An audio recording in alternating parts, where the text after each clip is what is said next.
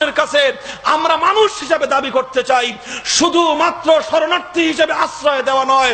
আজকে যেভাবে আমার বাংলাদেশের সাহসী সেনাবাহিনী তাদের শান্তি এবং তাদের আশ্রয় দেওয়ার কাজে নিযুক্ত হয়েছে, আমরা 1971-এর আরেকটা মুক্তিযুদ্ধ দেখতে চাই।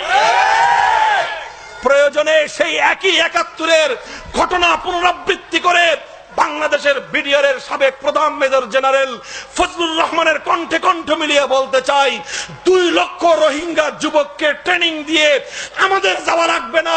2 লক্ষ নির্যাতিত রোহিঙ্গা যুবককে ট্রেনিং দিয়ে মুক্তিযুদ্ধের হাতিয়ার ওদেরকে তুলে দিন। 9 মাস লাগবে না, 9 দিনের মধ্যে আরাকানের আকাশে স্বাধীনতার পতাকা উত্তোলিত হবে ইনশাআল্লাহ।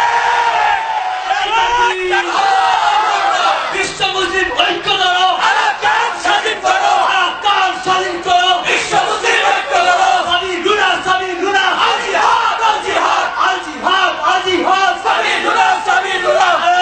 এই তাকবীর, আল্লাহু আকবার। অনেকে বলে যে আরাকানের সামরিক শক্তি বাংলাদেশের চেয়ে অনেক শক্তিশালী, মায়ানমারের সামরিক শক্তি